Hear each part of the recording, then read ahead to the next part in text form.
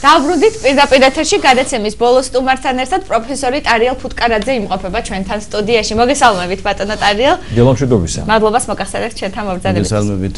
საინტერესო თემაზე უნდა ვისაუბროთ. დღეს ბატონ ტარიელ როგორც ყოველთვის ნამდვილად თურქეთის ტერიტორიაზე მცხოვრები ქართველი და აფხაზი მუჰაჯირების მეტყველების და ენის შესახებ.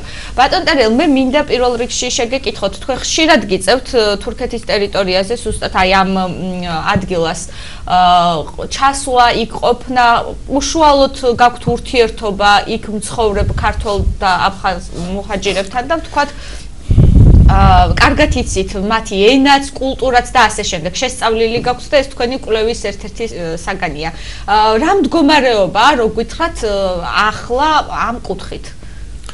ძალიან საინტერესო თემა არის ეს ჩემთვის, ვინაიდან მე აფხაზური არ ვიცი, მაგრამ ბატონი თეიმურაზ გვანცელაძე, აფხაზოლოგი, ჩემი კოლეგა, ჩვენი მეგობარი და მე პირადად, როგორც ასე ვთქვათ, ქართველოლოგი და ამ ქართული ენის დიალექტების ზოგადად და ეთნოგრაფიული თუ ფოლკლორული წახნაგების სიტუაციაზე მცოდნე. ანუ მე მაინც ლინგვისტი ვარ და ჩემი სფერო დიალექტოლოგია, მე შემიძლია ვთქვა, რომ ძალიან რთული სიტუაცია არის ამ მხრივ თურქეთში. ზოგადად 4 მილიონი ქართველი ვარ, ასეა ცნობილი ჩვენთვის. მე ვფიქრობ, რომ ეს არ არის სწორი ციფრი, ჩვენ ვართ დაახლოებით 8 მილიონი ქართველი და ამ 8 მილიონი ქართველიდან 4 მილიონი ცხოვრობს სწორედ თურქეთსა და თუნდაც ირანში.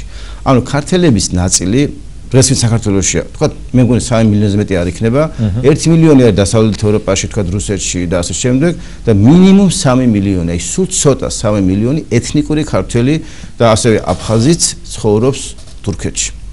შესაბამისად, საქართველოს უმაღლესი სკოლები, მეცნიერებათა აკადემია, განათლების სამინისტრო უნდა იყოს ორიენტირებული იმაზე, რომ ქართველთა ნახევარი თუ უცხოეთშია და უახლოეს მეზობელთან თურქეთში ცხოვრობს ძალიან ბევრი ქართველი, აქ ცხოვრები ქართულ ენოვანი საზოგადოების მემკვიდრეობა შეისწავლოს. სინამდვილეში ჩვენ რასთან გვაქვს საქმე? არავინ საქართველოში არც ერთი პროექტი არ დაწერილა, რომ შეესწავლა თურქეთში გადასახლებული მუჰაჯირი აფხაზების თანამედროვე ქართული მეტყველება და შეეპირისპირებინა დღევანდელი, თქვათ, თუნდაც აფხაზური ენის სიტუაციასთან. პრინციპში თითოეული კაცი მუშაობს აკადემიურად, ძალიან ბევრი მოგზაურობს თურქეთში დღეს და 1-2 კვირის ჩავა და მასალა ჩამოიტანს და ეს არ არის მეცნიერული აკადემიური კვლევა. სერიოზული პროექტები უნდა დაფინანსდეს, ვინაიდან ჩვენს თვალწინ 3-4 მილიონი ადამიანი თურქეთში კარგავს მრავალსაუკუნოვან მემკვიდრეობას, იმიტომ რომ თანამედროვე გლობალური სამყარო არა მარტო იქ, აქაც კარგავს დიალექტებს, აქაც კარგავს კუთხურ მეტყველებას, საერთოდ ეთნოგრაფიულ თუ ფოლკლორულ მახასიათებლებს და შესაბამისად ძალიან რთული სიტუაცია არის ამ მიმართულებით. მე და ჩემი კოლეგები მოგეხსენება თქვენ მე ვმუშაობ საპატრიარქოს ქართოლოგიის უნივერსიტეტის ქართოლოგიის ცენტრში. ეს ქართოლოგიის ცენტრი დაარსებულია ჩვენი კათოლიკოს პატრიარქის კურთხევით. მე მინდა გითხრათ, რომ საქართველოში ერთ-ერთი გამორჩეული არის ქართული უნივერსიტეტი, რომელიც დააფუძნა პატრიარქმა. მეუფე იაკობისა და ბატონი სოეგოს ხელმძღვანელობით ის დგას ძალიან მყარად ქართულ და ასე საერთაშორისო სტანდარტებზე არის ორიენტირებული და ერთ-ერთი მიზანი ამ დაწესებულებისა არის სწორედ ქართოლოგიური კვლევაძიების განვითარება უცხოეთში, ირანში, იქ ქართველებთან ფერეიდანში და საკუთარი მწირი სახსრებით უნივერსიტეტი ძალიან ბევრ ამას ახერხებს. ფერეიდანელები სწავლობენ თქვენთან და გასული პროგრამები. დიდი მადლობა ამის გახსნების გამო. ძალიან ბევრ ამას ვახერხებთ, მაგრამ აი ჩვენ გქონდა მაგალითად ჩვენს ცენტრს გქონდა წარდგენილი ამასინათ პროექტი აზერბაიჯანში ცხოვრები ქართველების შესახებ ჩაგვეტარებინა კონფერენცია, სამეცნიერო კონფერენცია და რატომღაც ეს კონფერენცია არ დააფინანსა რუსთაველის ფონდმა, ანუ განათლების სამინისტროსთან არსებული რუსთაველის ფონდმა. ასევე ჩვენ გქონდა მაგალითად ქართველ მუჰაჯირთა და აფხაზ მუჰაჯირთა მეტყველების თავისებურებანი, ასეთი პროექტი წარდგენილი გქონდა ისევ რუსთაველის ფონდში ახლახან და წუხელი გამოქვეყნდა შენეგები და რაღაც ტექნიკური ვიზეზებით, რაღაც წერტილიდან ძიმე რო აკლია თქვა, ან რაღაც 1 ლარი არის გადახარჯვა ამ წელში და 1 ლარი აკლია მეორე წელში, ამ რაღაც ტექნიკური სასაცილო მიზეზებით 13 პროექტი მოხსნეს. და ამათგან უმრავლესობა ეხება თურქეთის ქართველობის მემკვიდრეობის შესწავლას. ანუ რეალურად მე თვითონ პრობლემა ასეთია, რომ თურქეთში ჩვენს თვალწინ გაქრობის საფრთხე კი არ ემუქრება, ხრება, აი კი არ ემუქრება საფრთხე, ხრება ფაქტის წინაშე ვართ. იქაური ქართველებში 4 მილიონი ქართველში შემონახული კულტურა იკარგება. მე კარგად ვიცი ძალიან ეს საქმე, იმიტომ რომ თქვენ ყველა ბერძნული ყავთ ხოლმე აქ და ყველა ასე ლაპარაკობს რომ ბატონი აზერბაიჯანი და გიორგი დონაძეებთან რომლებიც ამ კუთხით იყვნენ ასე ფოლკლორიდან იგივე ილაპარაკეს რომ ძალიან ძლიერ მდგომარეობა თუ არ მიეხედა ჩვენგან უბრალოდ იკარგება. უბრალოდ იცით როგორ არის ძალიან კარგად ვიცი ეს საქმე და გეტყვით რომ ჩემი თაობის ხალხმა იცის ქართული ბევრმა შეიძლება იდენტობა გაურებულია ქართული ანუ ეროვნული მეუბნება შეიძლება გაურებული აქვს იმიტომ რომ მე დავიბადე აჭარაში და 60-იან წლებში 70-იან წლებში იდენტობა გაურებული აჭარაში კი არა თბილისში იყო საბჭოთა მოქალაქე იყო თუ ქართველი ბევრმა არ იცოდა ანუ მოქალაქეობის ანუ იმპერიის გავლენის გამო მე ქართველი ვარ კი არა საბჭოთა მოქალაქე ვარ აი ეს ტენდენციები იყო და მით უმეტეს ახლა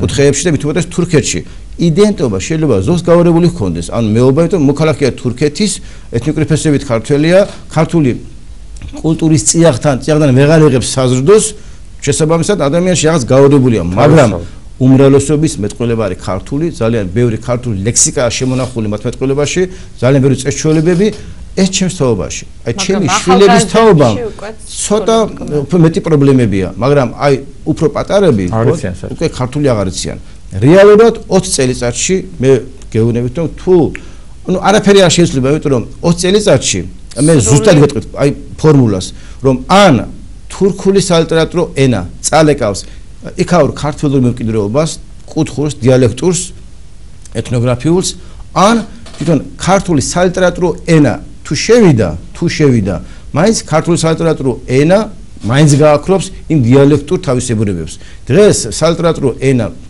თბილისში ძლიერია ხო ასევე ეს ჩვენი სალიტერატურო ქართული დიალექტურ თავისებურებებს აქრობს იმერეთშიც გურიაშიც სამეგრელოშიც კახეთშიც ანუ ეთნიკური ეროვნული ზოგადად ქართული მახასიათებლები ბატონდება ყველა კუთხეში ანუ რეალურად ისიც როგორ ხდება რომ სალიტერატურო ქართულის გავლენით ხდება დიალექტების მიწაშლა ნიველირება და მით უმეტეს თურქეთში ჯერ დაწოლაა თურქული კულტურის პლუს ვინც დღეს სწავლობს ქართულს ხო ტელევიზიებიდან თუნდაც ეს ტელევიზიების ენა ფერეიდანშიც კლავს იქაურ ფერეიდნულ დიალექტს და კლავს რა თქმა უნდა თურქეთშიც ასე რომ ყველა ვარიანტში ქართული დიალექტური მეტყველება ანუ ის მემკვიდრეობა რომელიც შემონახულია დღემდე თურქეთსა და ირანში უთოდ მოკვდება ან მოკლავს სპარსული იქ თურქული ან თვითონ სალიტერატურო ქართული შედის ეს კუთხური მეტყველება ნიველირდება იშლება რა შეხება როგორ არ მგეჩნით გამოსავალი და შეიძლება ამას მიეხედოთ აი ნახეთ გამოსავალი მე თქვენ კარგი ეკითხვა დასვით რა არის გამოსავალი გამოსავალი არის რომ ქვეყანას საქართველოს ხელისუფლებას ქონდეს სტრატეგია მე შემიძლია ვთქვა რომ საქართველოს ხშირად აი ყოველ წელიწადს ბოლო 10 წელიწადში შექმნილია მთავრობას რუსთაველის ფონდი რუსთაველის ფონდი არის ფაქტობრივად სახელმწიფო სტრატეგიის განმავითარებელი თუ წარმომჩენელი თუ შემუშავებელი თუ გამტარებელი და ეს რუსთაველის ფონდი ვალდებულია რომ სახელმწიფოსაც სჭირდება ის კურსი გაატაროს პრიორიტეტები ანუ რაც სჭირდება ქართველი ერის ინტერესებს რაც სჭირდება ქვეყნის ინტერესებს ეს გაატაროს მე შემიძლია გითხრათ რომ ბოლო 10 წელიწადში ქართველი ერის აი ჩემი თქვენი ჯიბიდან აღებული ფულით შექმნილი სახელმწიფო ბიუჯეტი რომელიც განკარგვა ხდება რუსთაველის ფონდის მიერ მე ვფიქრობ რომ უფრო მეტი კრიმინალია ამ მიმართულებით ვიდრე დავუშვათ სადღაც სხვაგან მე გეუბნებით მე აქ არ მიმართავ ხელისუფლებას გვისაუბრია ამ სტუდიაში რომელიც რუსთაველის ფონდს დაუფინანსებია და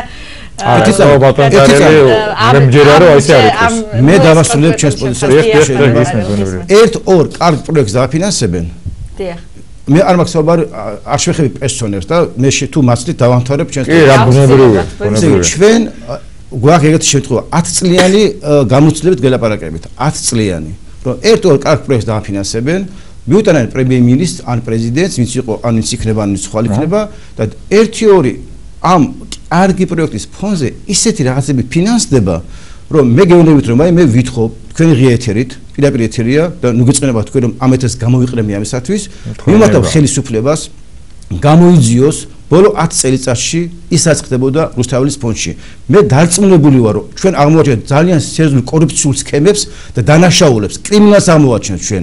ამიტომ მე ვითხოვ ამას, აი პროკურატურას გთხოვ, ამას გთხოვ გენერალურ ინსპექციას გამოიძიონ რუსთაველის ფონდის საქმიანობა ბოლო 10 წელიწადში. ეხლა ავიღოთ კონკრეტული ფაქტი.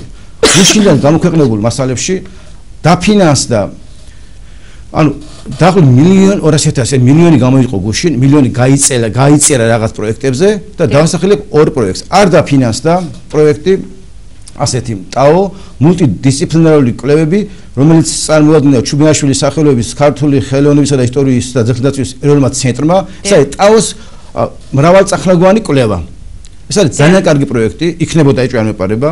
ნუ რა თქმა უნდა, მათ არ დააფინანსეს ეს არჩევი პროექტი, ესე იგი ქართველთა და აფხაზთა მუჰაჯირთა მეტყველების თავისებურებანი. მათ ძალიან ბევრი არაფერი არ დააფინანსეს, ეხებოდა თურქეთის ქართველობას, არაფერი არ დააფინანსეს აბსოლუტურად, არც ეთნოლოგიური, არც ფოლკლორული კვლევები, მაგრამ დააფინანსეს რა? დაფინანსდა დაახლოებით გამოიყო ალბათ დიდი თანხა, ანუ მილიონის მეოთხედი, ანუ 4 პროექტი დაფინანსდა. მაგალითად მილიონი დაიხარჯა ამაში, მილიონი გამოიყო ამ 4 პროექტში და ამ 4-დან მეოთხედი თანხა გაიწერა პროექტზე ქართული კულტურული ნაკვალევი გერმანიაში. რა უფრო არსებითია რომ მომაკვდავი ქართული კულტურა შეისწავლოს საქართველოს ხელისუფლებამ ჩვენი საკუთარი ფულით, რომელიც ჩვენი ჯიბიდან ამოღებულია გადაცხადების სახით, თუ რაღაც ნაკვალევი შეისწავლოს გერმანიაში. აი ეს არის კრიმინალი და თუ ეს კრიმინალი არ არის მითხარით. ბატონო ტარია, თან ეს ყველაფერი იმ ფონზე, როდესაც მე როგორც ვიცი, თუ არ ვწდები და თქვენ თუ ვწდები შემისწორეთ, თურქეთის სახელმწიფო მიიღო კანონი, რომ თანახმა ჩავიდნენ ქართველი პედაგოგები და სკოლებში ასწავლონ. თუმცა რაც სენსაციურია ვფიქრობ, მაგრამ ჩვენი მხრიდან თურმე გაცილებით ნაკლებია ამისი სურვილი, ვიდრე იქიდან მომდინარეობს. ეს არის ერთგვარი შეუთავსებლობა, ვფიქრობ, ჩვენს ინტერესში შედის, რომ აქედან წავიდეს უფრო მეტი ინტერესი. ეს ყველა მიესალმა იმ კანონ პროექტს, რომელიც თურქეთის მთავრობამ მიიღო. აი ბატონი აზური იყო ეხონაში გიორგი დონაძე ფოლკლორული ცენტრი. მათ თქვის, რომ ჩვენი ფონდი, ჩვენი მუსიკოსები, ჩვენ ვითავებთ, რომ უსასყიდლოდ წავალთ, გავაკეთებთ, იყოს ნება სახელმწიფოს ელემენტარული ხელშეწყობა და მე მგონი ხმამ ბაღადებული საუბარდაბნოსაშია. ესე იგი მე ესე მიუბრუნდები თავართ ამას, რომ ხელისუფლებას ბოლო 10 წელიწადში არ აქვს სტრატეგია. რაღაც ქიმერული თუ რაღაც ბწყალებში ან კრიმინალური ინტერესებით ხდება ამ თანხის განაწილება. მე მოვითხო პირადად, რომ ბოლო 10 წელიწადში რაში დაიხარჯა ეს მილიონები, ეს გამოძიებული იქნას. აი თუნდაც მე არ ვეხები არავის. ახალი ხელმძღვანელი ყავს რუსთაველის ფონდს, ქალბატონი მარინე ჩიტიშვილი, მე მას პატივს ვცემ, ეს მას არ ეხება. ის ხელს არც აწეს ამ განკარგულებაზე, რაც გუშინ გამოიცა, მაგრამ მაგას მნიშვნელობა რა აქვს? ამას ვეწყվեց ქალბატონი ჩიტიშვილი ამ შემთხვევაში, ჩიტაშვილი. აქ არის რაღაც შექმნილი საშინელი სქემა. რაღაც ექსპერტების საკითხი, ანუ ექსპერტები წყვეტენ ამ ყველაფერს. ექსპერტები შეიძლება ერთი კარგია, მეორე ცუდია, ეს, მაგრამ ამ ექსპერტებს აძლევენ რაღაც გარკვეულ კრიტერიუმებს. ჯერ რა კრიტერიუმებია? ეს ვის შეადგინა? ჯერ ვინ ექსპერტები არიან? და შემდეგ რა არის ის მექანიზმი, რომელიც საქართველოსთვის არსებული გამოწვევების ფონზე არსებითი პრობლემების დაფინანსებას ანდობენ ან უცხოელ ექსპერტებს, ან ვაი ექსპერტებს, რომლებიც აძლევენ დაახლოებით 200.000 თუ 300.000 ნაკვალევს გერმანიაში ქართველების და არაფინანსებენ საოცრად კარგ პროექტს, დაუშვათ მრავალწახნაგოვანი კვლევა ტაოსი. ან თუნდაც არაფინანსებენ მაჭახელის ხეობის ქართულ მეტყველებას, ან არაფინანსებენ ეთნოლოგიურ მასალას კვლევაზეებებს თურქეთის ქართველებში და ასე შემდეგ. ანუ რეალურად მე გეუბნებით, რომ სახელმწიფოს გქონდეს სტრატეგია და გქონდეს გაცნობიერებული სტრატეგია, მაშინ აი იმ კრიტერიუმებში უნდა იყოს გაწერილი ეს ღირებულებები და ნებისმიერი ექსპერტი ვინც მე დაჯდება, აი თუ კარგი კრიტერიუმებია, უკვე ასე შეაფასებს. მე მაგ ეჭვი რომ ექსპერტების არის კარგად გათვლილი, ვინ მოყავთ ხოლმე, 1-2-ს კარგ შეურევენ და 3-4-ს ისეს რომ რაღაც კლანმა მიიღოს ეს გრანტი. მე გეტყვით რომ სულ ფინანსდება ბოლო წელიწადში ილიაუნის გარკვეული ჯგუფი. რომელიც კავშირშია გარკვეულ რაღაც წრეებთან უცხოეთში, რომელთა მოღვაწეობა მე მეჩვენება პირადად ძალიან საეჭვოდ. აი მაგალითად ხალხი, რომელიც საქართველოს ენობრივ ეთნიკურ დანაწევრებაზე მუშაობს, ისინი ფინანსდებიან ქართული ფულით და არავის მუშაობენ აი კულტურული მემკვიდრეობის კვლევაზე ან კონსოლიდაციაზე. მთლიანობაში ეს ჩემი გამოსვლა ძალიან ძიმე იქნება და ძალიან ბევრისთვის, მაგრამ ყველასთვის ვინც არ არის ამ კლანში შემოვალი, იქნება გასაგები. ვინაიდან რაც გარკვეული კლანური დაფინანსება ხდება ბოლო წლებში, ერთ-ერთი ჯგუფი ფინანსდება ყოველ წელიწადს. და ეს გამოსაძიებელია. იმიტომ რომ მე მიმაჩნია რომ მაგას მეცნიერება ისეთ რაღაც სფეროა რომ ხალხს გონია რომ აი ყველაფერი რიგზეა.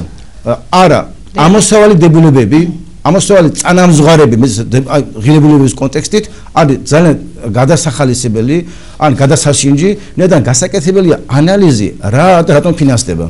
მე არ მინდა ჩემი საუბარი იყოს რაღაც გაბრაზებული საუბარი, ჩემი თქვათ პირადი შტაბილების ფონზე, ამიტომ მე ვფიქრობ რომ ხელისუფლება ვალდებულია შეისწავლოს ბოლო 10 წელიწადში რაც ხდებოდა რუსთაველის ფონდში და მე მაქვს ეჭვი, მაქვს ლეგიტიმური ეჭვი და არგუმენტირებული ეჭვი, რომ აქ ჩვენ გვაქვს კორუფციული გარიგებები, აქ ჩვენ გვაქვს დანაშაული და გვაქვს ანტისამოწიფებრივი ქმედება. კარგი, ბატონო, ამაზე იქნება რაღაცა შედეგება. გამოხმაურება. ბატონ ტერელა, ძირითად თემას რომ მივუბრუნდეთ ენის პრობლემას თურქეთში მცხოვრებ ქართველებს და აფხაზებთან მიმართებაში, რო გითხრათ რა ხდება სკოლებში. არა მარტო ენის მიმართულებით გავამახვილოთ ბატონ ტერელ ყურადღება, იქნებ კულტურაზე, ზოგადად კულტურაზე, ვთქვათ ორი სიტყვა. თუ არიან, ვთქვათ, ახალი თაობის წარმომადგენლები დაინტერესებული იგივე ქართული ცეკვით, სიმღერით და ასე შემდეგ. ისე ძალიან ბევრ თურქეთის ქართულ სოფელში ახალგაზრდობა დაინტერესებულია ცეკვა სიმღერით.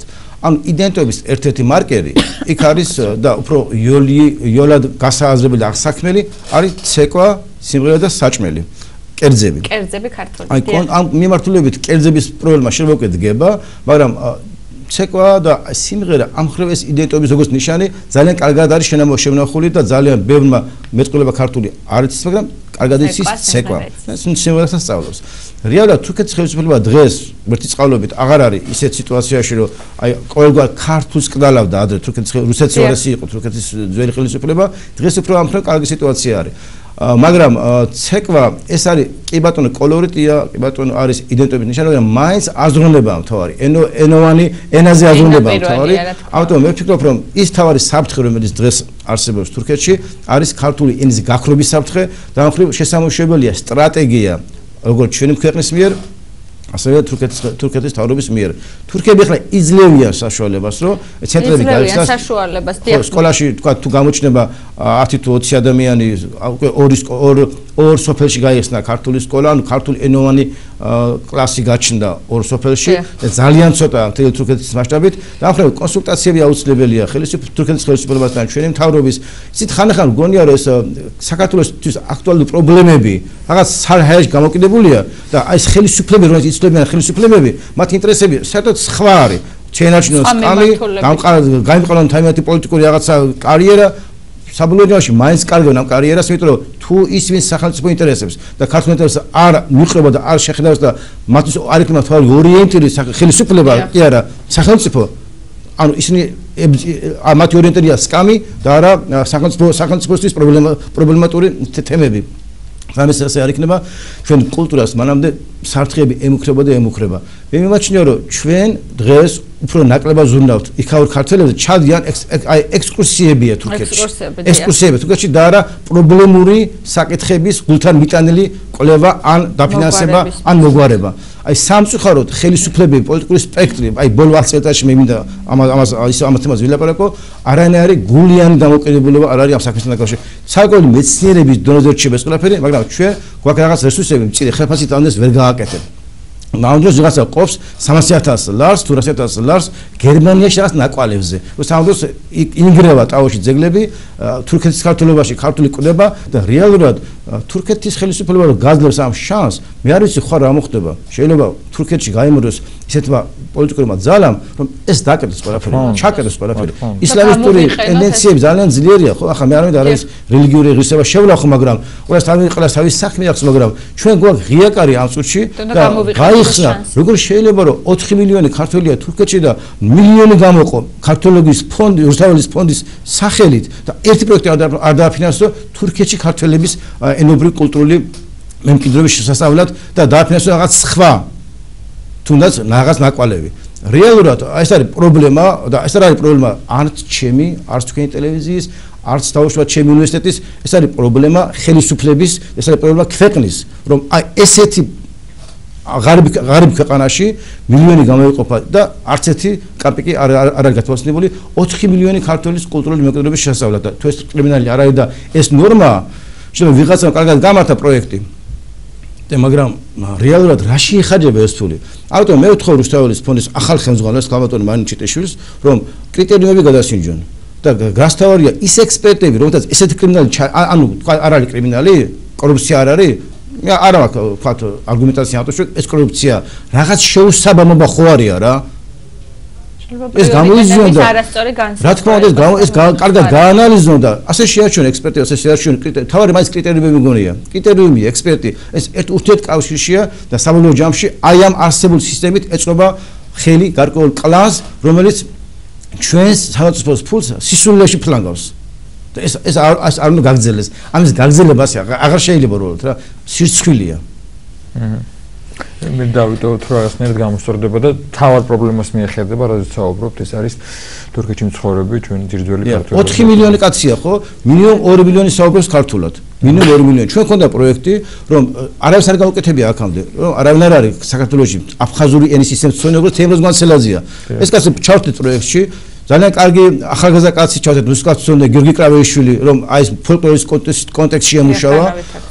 ყავდა პროექტში მიხეილ ლაბაძე, რომელიც ასევე ძალიან კარგი სპეციალისტია, ლაზურის კარგი სპეციალისტია. ნუ მე ისეთოსი ვიცი მოჯერთა მეტყველება და ჩვენ ქონდა ძალიან კარგი პროექტი, რომ შეგვესწავლა აფხაზების ჩვენ გვაქვს შანსი რა. გვერდიგვერდ არიან აფხაზები და ქართველები თურქეთში. შეიძლება და აი ამ კვლევებით, ამ კონტაქტებით რაღაც მათ არა მარტო ეთნიკური, არამედ სხვა კულტურული ერთიანობის მოძებნა. მე ზუსტად ვიცი რომ თუ ჩვენ ინფორმაციას მივიტანთ სწორად თურქეთის აფხაზებთან, თუნდაც ამ აფხაზებთან და მათ გავაგებინებთ რომ აფხაზები ვის დარჩნენ სოხუმში გამოიყენა რუსეთმა საქართველოს წინააღმდეგ და ქართველთა ერთიანობა და აფხაზთა ერთიანობა და კავკასიელთა ერთიანობა საბოლოო ჯამში არის ის გზა რომ გადაარჩენს აფხაზსაც, ჩეჩენსაც, ქართველსაც და აი ამ ისტორიაში ჩვენ ამისი გვაქვს კარგი ისტორია და ამ კონტექსტში იყო საინტერესო ეს პროექტი, მაგრამ რაღაც ტექნიკური სისულელის გამო პროექტები არა მარტო ერთი 13 პროექტი მოხსნეს. ამას ეს პრობლემაა თუ რუსთაველის ფონდის სქემებში რომ ამდენი პროექტი მოიხსნა, ხო? რაღაცა კარგად მათ ვერ გათვალეს და ვიღაცამ ვერ გაიგო მათი ინსტრუქციები, თუ შეიძლება ასე ითქვას, მაგრამ თავრომაინც აი ჩემი ყველაზე მეტად აი აღშფოთება არ მინდა გამოვხატო, მაგრამ როგორ შეიძლება არ დააფინანსო აი ჩუბინაშვილის სახელობის ინსტიტუტის პროექტი მრავალწახნაგოვანი კვლევა ტაოსი და დააფინანსო რაღაც ნაკვალევი გერმანიაში. არ მესმის რა. იმედია ბატონ ტარიელ რომ ეს პრობლემები მივა სათანადო ადამიანების ყურამდე და მალე მოგვარდება და ამ სტუდიაში ვისაუბრებთ შემდგომ უკვე განხორციელებულ. მე მინდა რომ ადავანტო ძალიან ძიმე თემით, მაგრამ მაინც მინდა რომ ვთხოვო ყველას ვთხოვო რომ ეს ბოლო 10 წელში რუსთაველის ფონდის საქმეები იყოს გაანალიზებული რომ დავგეგმოთ სტრატეგია სწორად, თორე მე არავის არ ვაჩვენებ პერსონალურად, არავინ არ მზოს პერსონალურად, მინდა რომ ქვეყნის ფული მოხმარდეს ქვეყანას. მაპატიეთ რომ ესეთ ემოციური საუბარი გამოვიდა, მაგრამ მადლობა თქვენ ბატონ ტარიელ რომ ეს პრობლემები შეგვახსენეთ. მე ერთი რამ მინდა აღვნიშნო რომ აი როდესაც იყვნენ ჩვენთან სტუდიაში ბატონი ანზორ ერქომაიშვილი და გიორგი დონიძე, მათ თქვეს რომ ჩვენი არხი გადის და ისინი გვიყურებენ ჩვენ და უბრალოდ ერთი თხოვნა ქონიათ მათ ახლა გამახსენდა და ნელა ისაუბრეთ მაგრამ ამიტომ ნელა გეტყვი ძირფასებო ძალიან გვიყვარხარ და ყველანაირად ვთილობთ რომ რაღაცნაირად ეს ჩვენი კონტაქტი და თქვენი ძირძველი იდენტურობა იყოს შენარჩუნებული. დიდი მადლობა ვინც გვიყურებდით. მომავალ შეხვედრამდე გემშვიდობებით ნახვამდის.